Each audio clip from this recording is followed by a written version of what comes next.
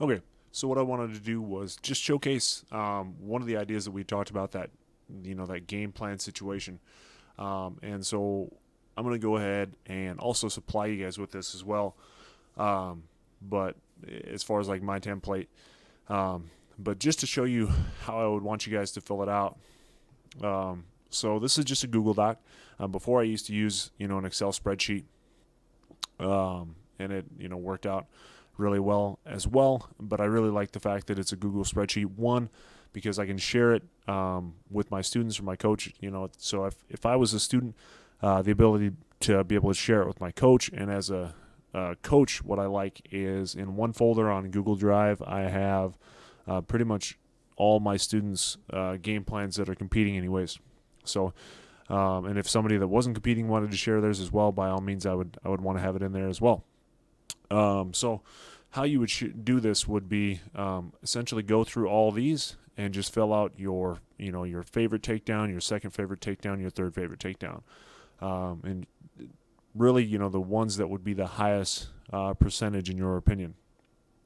So you go through and do that for all. So like guard pulls, mount submissions, mount escapes, things like that, and then go through all these. There's obviously going to be ones in here that you know and that you don't know, especially if you're a newer person. If you've been coming for quite a while, maybe you're a blue belt, purple belt, whatever, and there's ones that you don't know. So say like you have absolutely no single leg X sweeps or guard sweep, X guard sweeps, things like that. That's maybe something that you want to start to address in your game if you're looking at competing. Here, let me go ahead and we'll do this real quick. Should have done this beforehand. There you go. So maybe it's something that you're looking at competing, and really as even a blue belt and purple belt, like these are these kind of crazy guards that years ago one probably didn't know about, and two didn't ever use. Now you at least have to have a way to shut those down. Your spider guard passes, your De La Hiva passes, reverse De La Hiva passes, X guard passes, things like that. So you would go through these, and then just test these theories out in practice. So are these the ones that your mind goes to right away? Your first move, second move, third move. So if that's the way they are, great. If it differs a little bit, maybe you want to think about changing these. Unless of course you want to make the 1, 2, and 3 your number one game, and that's something that you want to implement. So that would be predominantly how you'd use it. What's nice is that especially for competition, that one, if you want to have your coach print these out, and then that way he knows exactly what you're going for. I know as sometimes as a coach, that sounds terrible because you're like, oh, I know my student, I know what he should be doing from here and that. But it's nice to have an idea of what that student has in their mind when they're thinking of it. And the other thing is that if I can say, he's in half guard and I want him to sweep, I can say, all right, number 1 sweep, number 2 sweep, number 3 sweep, any of those, the ones that I can key on, and I can say, okay, this would be the best possible sweep for him in this situation. But I don't want to tell those guys, okay, do an old school sweep or hip bump sweep or something like that, to where the other person can go, oh crap, I know what he's going to do. Or in a very simple case, maybe he's in guard and I want him to do an armbar. I can say, all right, submission number 1, rather than going out there and saying, armbar, because then the guy's going to set up for an armbar defense, and it's going to be a lot harder for your student to do it. So that's just kind of a tactical way that we've started doing that I really like. So now that that's kind of figured out, what I want you guys to do, the second big thing is building combos. So essentially you would go here and you would fill out 4 combos, and so like 4 combos from here. What I would mean by that is maybe you're going to do, you start with either a takedown or a guard pull, because that's the way the competitions start. That's the way that usually in the gym, for our gym, we all start from standing rather than our knees. But you could also put in here, starting from knees position or whatever. But takedown, so maybe you're doing a single leg and you're going to end up in top half guard. So then you want to do a top half guard sweep, maybe going into mount from there. And then, so let me go down to, mount. It's evading me at this point. I'm sure I rolled past it a number of times.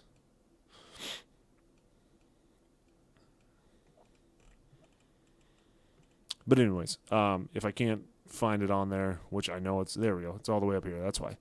Maybe I'm going to do a mount submission, or I want to transition still to the back, things like that. So create a little scenario if you would, and the idea is it can either be your absolute A game and best case scenarios for all of them, which would be great. But every once in a while, what I would like you to do is take one and in the middle put something that you're not very good at. So in other words, maybe you're going to do a takedown, and your half guard pass is one that's not so good. Your takedown's really good. Your half guard pass is not so good. And then maybe you go into side control and you do a submission that's really good. But just being able to put those two, that one thing that's not as good in between two things that are really good, seems to help out me at least a lot. It builds up a little bit of more familiarity in how to get into that kind of awkward position that I haven't quite developed yet. So, and just gives me more reps in that. So that is a big thing. And once you get done with this sheet here and combos, you can put combos on here for days. And then just when you have extra time, just repping those combos, like I said, at most 3 or 4 probably, and then move on to another set and do those for a couple classes at least. And then so what I would do is, if you're training a lot, I would do this weekly. And these aren't going to change a lot. These should be your A game. Every once in a while, you're going to take one out, put another one in, but this should be predominantly your A game. Your combos are going to change a lot, and I think you should utilize your entire system here.